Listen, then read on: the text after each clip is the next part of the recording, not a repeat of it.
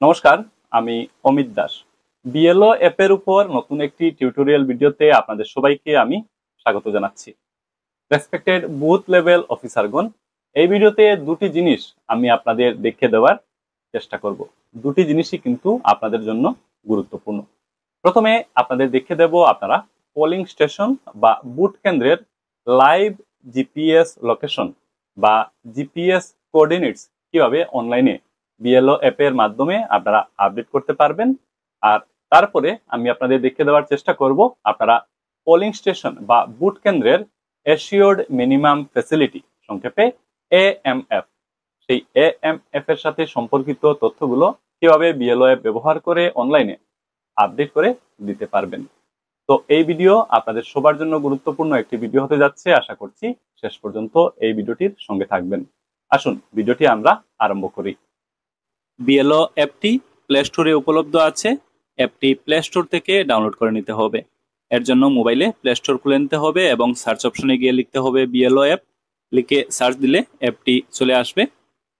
দেখুন লেখা আছে বিএলও অ্যাপ, নিচে লেখা আছে ইলেকশন কমিশন অফ ইন্ডিয়া। এর লোগোটি আমি আপনাদের একটু দেখে দিই। এই হচ্ছে বিএলও অ্যাপের লোগো। আপনারা এই লোগো মনে রাখবেন যাতে অ্যাপটি চিনতে আপনাদের সুবিধা হয়। তো বিএলও অ্যাপটি এবার ডাউনলোড করে মোবাইলে ইনস্টল করে নিতে হবে। অ্যাপটি ইনস্টল হয়ে যাওয়ার পর অ্যাপটি ওপেন করতে হবে।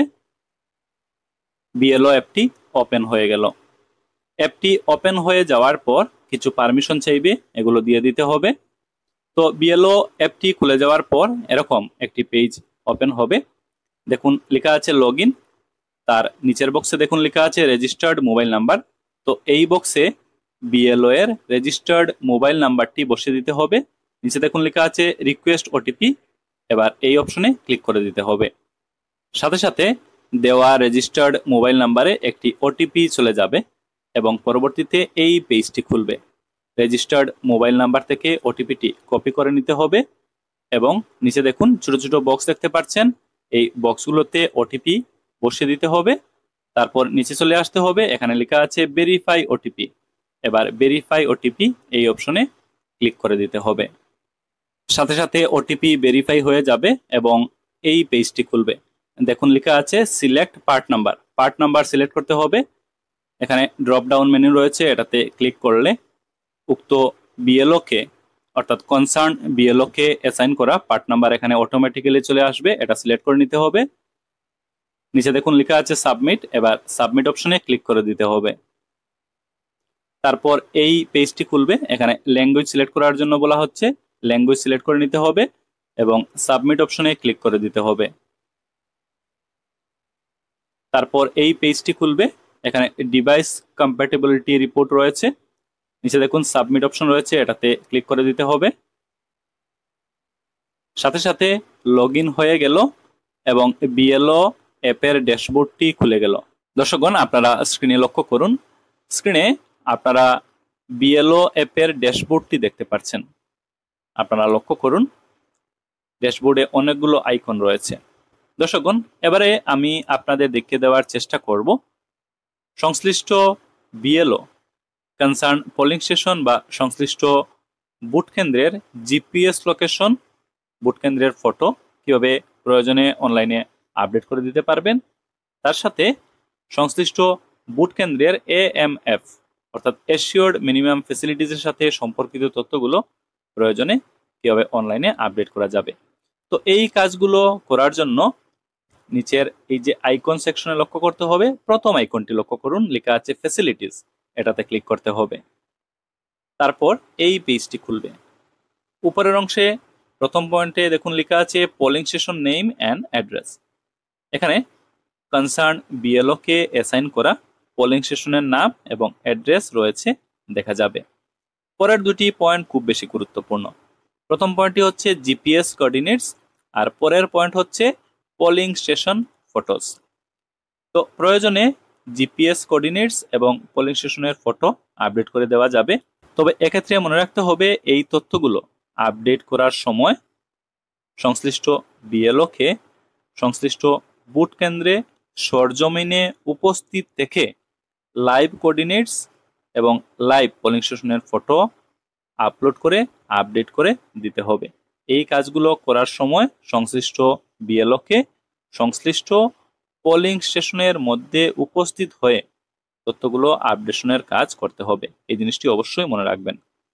আমি দেখিয়ে দিচ্ছি জিপিএস কোঅর্ডিনেটস বা জিপিএস লোকেশন কিভাবে প্রয়োজনে আপডেট করা যাবে। এর জন্য এখানে পেন সাইন রয়েছে, তার ডান পাশে আছে ক্যাপচার জিপিএস কোঅর্ডিনেটস, এটাতে ক্লিক করতে হবে। সাথে সাথে গুগল ম্যাপটি খুলে যাবে এবং এই গুগল ম্যাপ থেকে কারেক্ট জিপিএস লোকেশন সিলেক্ট করে নিতে হবে এবং নিচে দেখুন লেখা আছে সাবমিট, সাবমিট অপশনে ক্লিক করে সাবমিট করে দিতে হবে।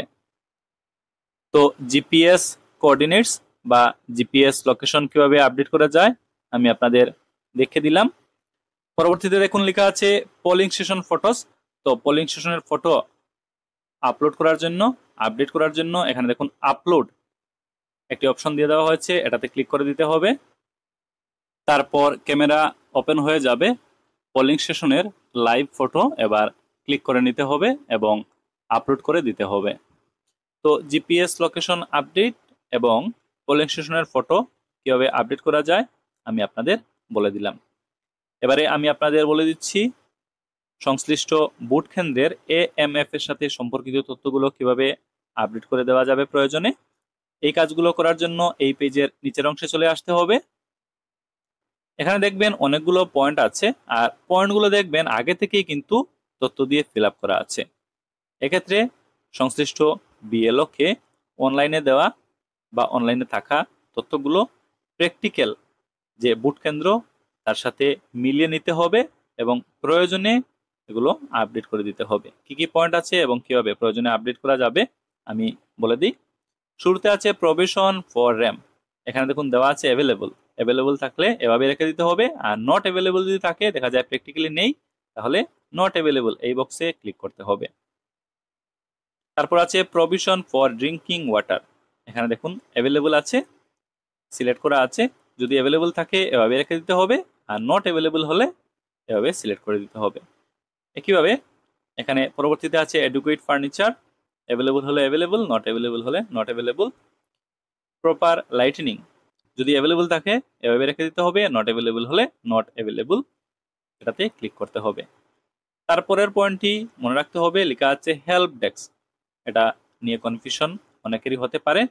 হেল্প ডেস্ক এটা এখানে অ্যাভেলেবল আছে। হেল্প ডেস্ক হচ্ছে সংশ্লিষ্ট এই যে পোলিং স্টেশন ভোট কেন্দ্র, এই ভোট কেন্দ্রের হেল্প ডেস্ক।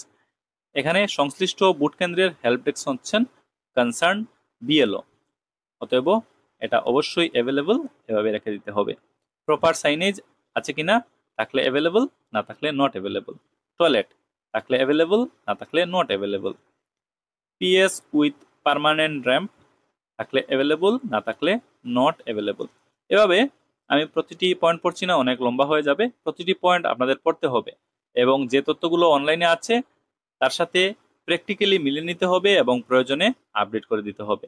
এভাবে অনেকগুলো পয়েন্ট রয়েছে, আপনারা দেখতে পারবেন। সব পয়েন্টগুলো কিন্তু অবশ্যই পড়বেন এবং প্র্যাকটিক্যাল যে পোলিং স্টেশন তার সাথে মিলিয়ে নেবেন, প্রয়োজনে এগুলো অনলাইনে আপডেট করে দিতে হবে। তথ্যগুলো এখানে এডিট করে নেওয়ার পর নিচে দেখুন লেখা আছে আপডেট, এই আপডেট অপশনে ক্লিক করে দিলে তথ্যগুলো আপডেট হয়ে যাবে। তো এই ভিডিওতে আমি আপনাদের দেখিয়ে দেওয়ার চেষ্টা করলাম বিএলও অ্যাপ ব্যবহার করে প্রয়োজনে ভোট কেন্দ্রের জিপিএস লোকেশন এবং ভোট কেন্দ্রের ফটোস কিভাবে অনলাইনে আপডেট করে দিতে পারবেন এবং সেই সাথে এএমএফ এশিওর্ড মিনিমাম ফ্যাসিলিটিস ভোট কেন্দ্রের এএমএফ এর সাথে সম্পর্কিত তথ্যগুলো কিভাবে সঠিকভাবে আপডেট করে অনলাইনে দিতে পারবেন। তো আশা করি এই ভিডিও দেখার পর এই কাজগুলো আপনারা খুব সহজেই করে নিতে পারবেন। ভিডিওটি দেখা হয়ে গেলে ভিডিওটি সকল বিএলওদের সাথে অবশ্যই আপনারা শেয়ার করবেন। কথা হবে পরের ভিডিওতে।